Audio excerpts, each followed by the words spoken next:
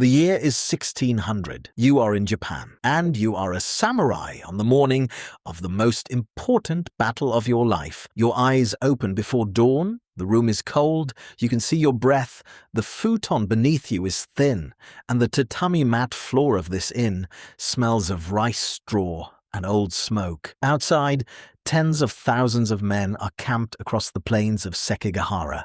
You can hear them, low voices, horses shifting their weight, the distant crackle of watchfires burning down to coals. You do not rush. This is the first thing people misunderstand about the samurai. You do not move in panic. You move in ritual. Every action this morning has been performed in a specific order for your entire adult life. You begin with water. Cold water from a wooden basin poured over your hands and face. You dry with a rough cloth. You sit for a moment in silence. Then you begin to dress. It takes time. More time than you might expect. The layers go on in a specific sequence, and each one has a name. The underrobe first, white silk against your skin, then the kosode, a short robe tied at the waist. Over that, the hakama, wide-legged trousers that fall to your ankles in a way that makes movement look effortless, even when it is not. These are not decorations. Every layer serves a purpose. The fabric absorbs sweat. It insulates against cold. It moves with the body in ways that rigid clothing does not. Then comes the armor. The armor of a samurai in 1600 is not what most people imagine. It is not a single solid shell of metal. It is hundreds of individual scales, called kozen, laced together with silk or leather cord. Each scale is lacquered to resist moisture. The sections flex and overlap, which means your armor breathes and bends. It weighs roughly 20 to 25 kilograms when fully assembled. You have worn it so many times that you barely feel it anymore. You tie the cords with your own hands. No servant helps you this morning.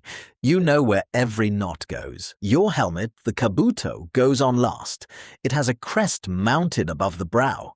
The crest identifies your clan at a distance.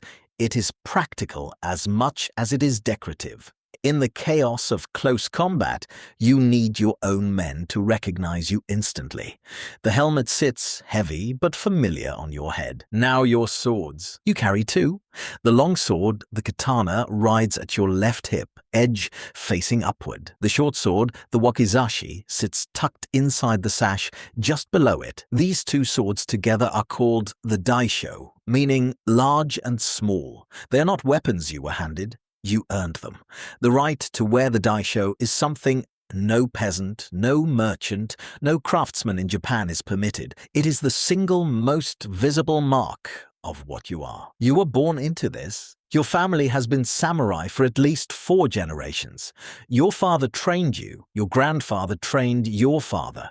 The word samurai itself comes from an old verb meaning to serve. You are a servant, but you serve with a sword, and the people you serve hold the power of life and death over entire provinces. You step outside into the pre-dawn grey. The town of Sekigahara in Mino province sits in a valley surrounded by forested hills. It is October 21st, and the air carries the cold edge of the season turning. Mist lies across the flat ground between the hills. You can smell it, wet earth and horse dung, and the faint, bitter trace of something burning far off. Maybe a supply cart, maybe a village unlucky enough to be too close to where armies have gathered. Around you, thousands of other samurai are doing exactly what you just did.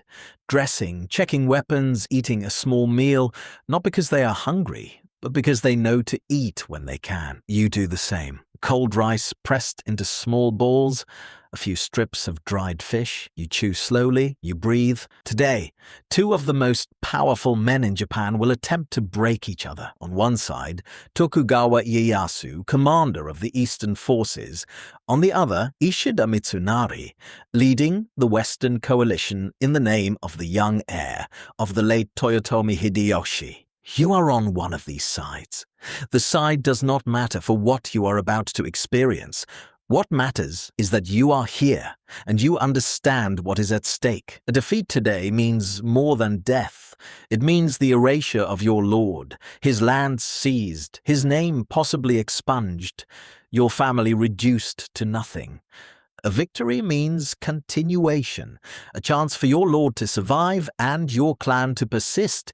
This is the logic of your entire world. It has always been this way.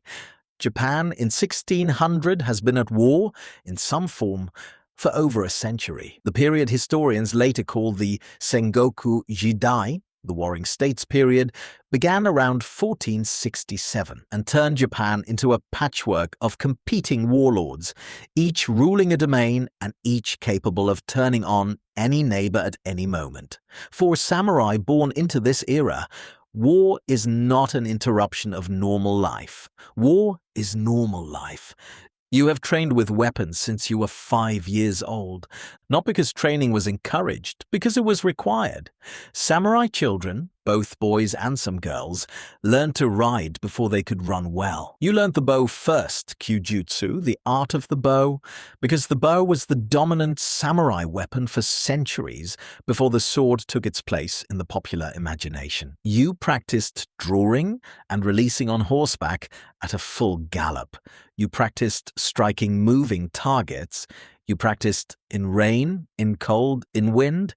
The sword came later. You did not learn to swing it wildly. You learned kata, precise forms, movements drilled until they lived in your muscles rather than your mind. Thinking during a sword fight is too slow. By the time a thought forms, the fight is already over. Your body must know what to do before your mind catches up. You also learn to read and write. This surprises people who imagine samurai as purely physical beings.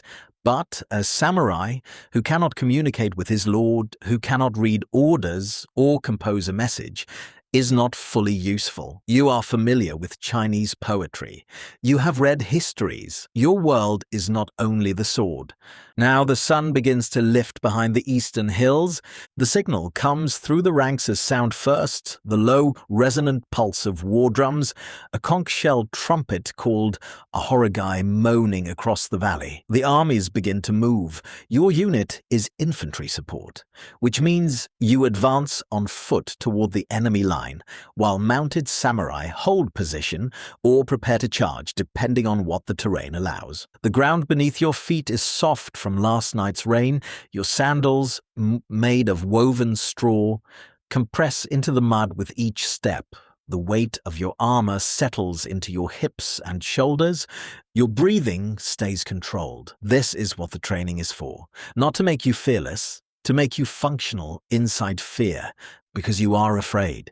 Any honest account of a samurai's inner world acknowledges this. The concept of Bushido, the so-called way of the warrior, was mostly codified and romanticized after the fact, largely in the Edo period, long after the age of constant warfare ended. In 1600, on this specific morning, what you feel is the very human experience of not wanting to die while understanding that you may have to. You have seen death before. You know what a battlefield smells like after. Iron and bowel and something sweet that turns your stomach if you let yourself think about it. You do not let yourself think about it. The fighting begins before you expect it. There is no clean line where peace ends and war starts. There is a shout, then arrows. The crack of matchlock rifles, Tanegashima, introduced to Japan only 60 years ago by Portuguese traders and now fielded in significant numbers by both sides. The sound is sharp and alien even now. You have heard it before, and it still shocks your body awake in a way that no other sound does. Your unit moves forward. The man beside you goes down. You do not stop. You cannot stop. You step around him. This is not coldness. It is training, and it is also a kind of mercy. Stopping means dying. Moving forward is the only available action. The Battle of Sekigahara will last approximately 6 hours. When it ends, somewhere between 30,000 and 40,000 men will be dead across this valley. Tokugawa Ieyasu will win. His victory will end the Sengoku period. He will found a dynasty, the Tokugawa shogunate, that will rule Japan for the next 2.5 centuries. Japan will close its borders to most foreign contact in 1635. The country will enter a long, frozen peace, and the samurai class will face something stranger than war. They will face irrelevance. In the Edo period that follows Sekigahara, most samurai will never fight a real battle. The swords will stay at the hip, but rarely leave the scabbard for anything other than ceremony. Samurai will become bureaucrats, administrators, teachers. Some will fall into debt and poverty. The stipend system that pays them from their lord's rice revenue will, over generations, prove inadequate as rice prices fall and costs rise. By the 1700s, there are samurai families in Japan who are technically noble and practically starving. The image of the samurai, the calm warrior philosopher, the fearless man of honor, will crystallize precisely during this long, peaceful era when actual samurai are mostly pushing paper and worrying about their accounts. Humans have always been better at romanticizing a life once the living of it is no longer required. You survive Sekigahara, your lord survives, your clan survives, but something shifts in Japan after this day that you cannot quite name yet. You feel it in the weeks that follow, in the strange quiet of a country where the Great War has finally ended. The purpose you were made for may be receding. The world your father trained you for may already be beginning to close.